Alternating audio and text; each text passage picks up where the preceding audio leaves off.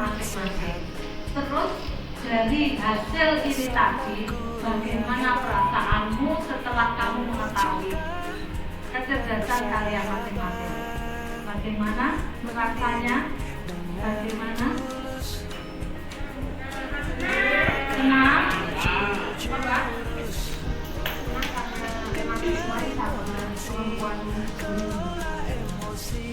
Ternyata banyak yang merasa senang, ada yang sedih, ternyata kok pilihannya tidak ini ya, semuanya senang, bangga dengan kemampuannya masing-masing. Ya, ini kita ke materi sekarang.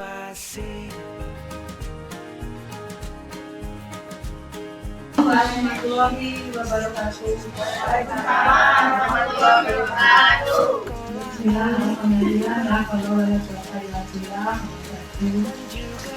Yang saya hormati Ibu Guru dari IPTSN Kabupaten Bandung dan seluruh guru yang hadir pada kesempatan siang hari ini. Syukur alhamdulillah kita mendapatkan kehadiran setiap orang masyarakat karena pada siang hari ini meskipun hawanya agak dingin, kita masih bisa diberi kesempatan sehat untuk bisa melakukan kegiatan pengimbasan diklat pasca yang mana pasca kemarin itu adalah pilot 7 jurus BKMK yang saya kasih judul mewujudkan sekolah aman, nyaman, dan menggembirakan.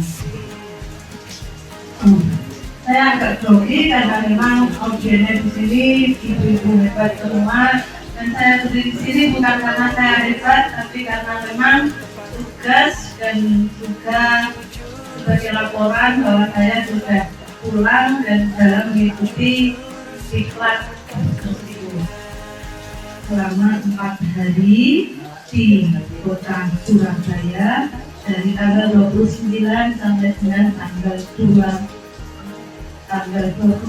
September sampai dengan tanggal 2 Oktober 2020. Apa yang akan kita bahas pada kesempatan hari ini? Yang pertama, berbagi hasil diklat pasca 7 jurus BKMK di Surabaya yang kami tadi sudah menyebutkan 29 September sampai dengan 2 Oktober 2020. Yang kedua, meningkatkan peran kita semua sebagai guru dalam menjadi pendidik. Yang ketiga, bahwa tujuan yang utama adalah kita mencapai sekolah aman, nyaman, dan menggembirakan.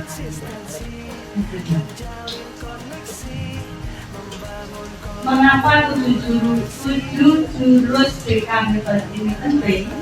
Yang pertama karena pesatnya perubahan dan tantangan yang dihadapi murid saat ini, baik secara teknologi yang luar biasa perkembangannya, kita masih sangat rendah, anak sudah menguasai TK tingkat tinggi, sosial juga emosionalnya.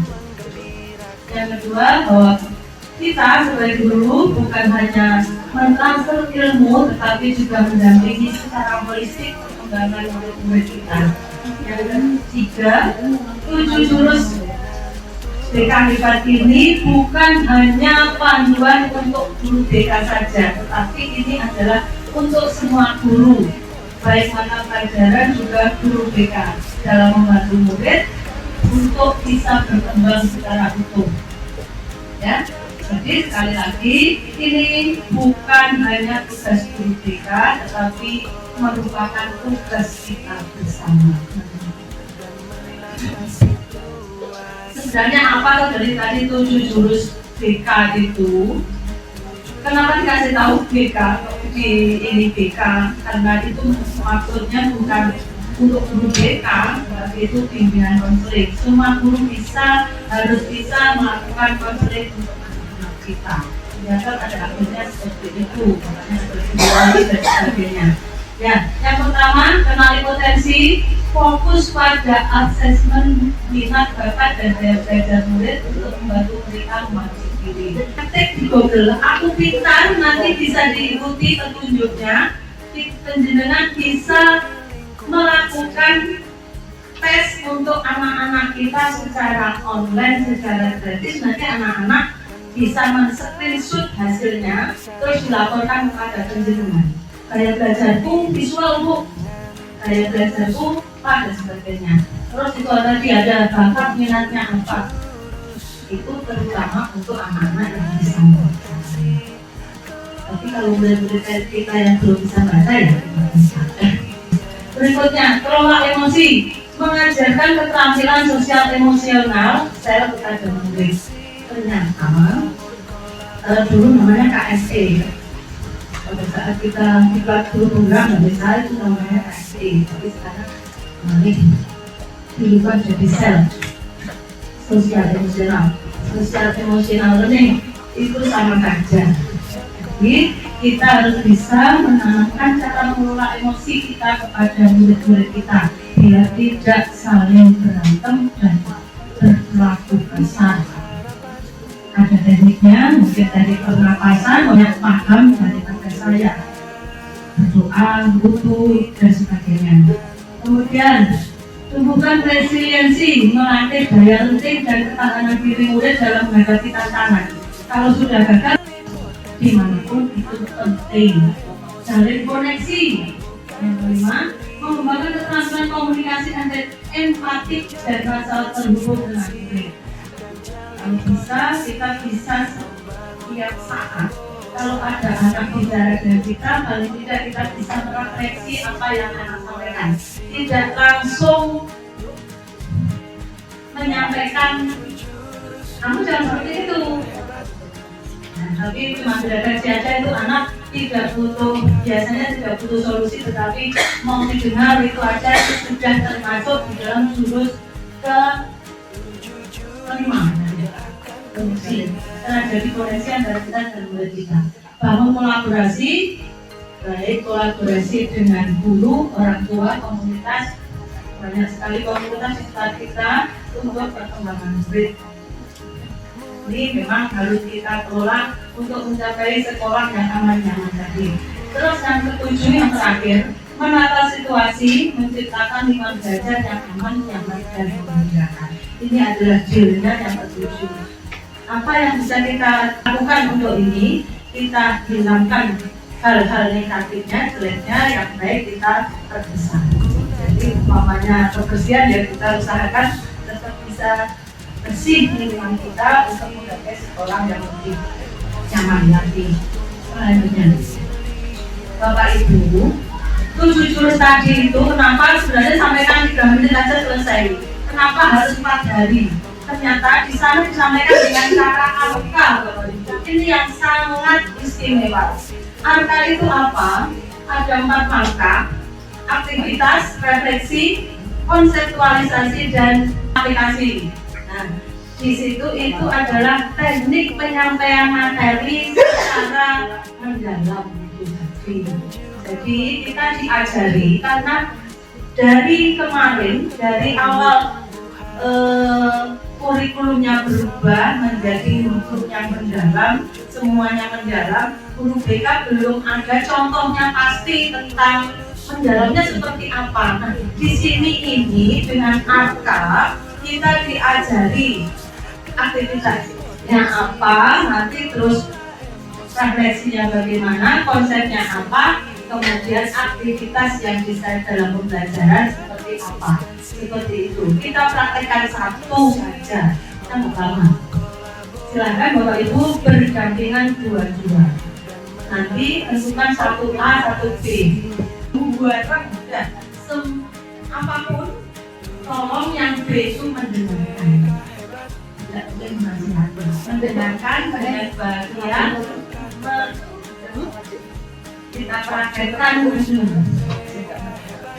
1 menit saja. Silakan Bapak Ibu kita praktekkan. Kita bercerita.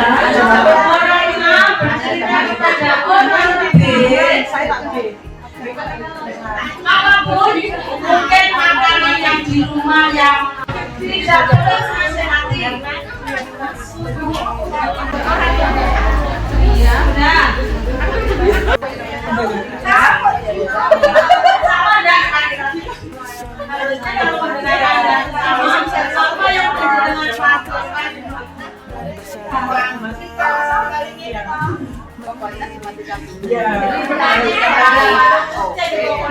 orang sekarang yang cerita adalah dijelaskan oleh orang A. Orang A mendengarkan dengan seksama, tidak menyelesaikan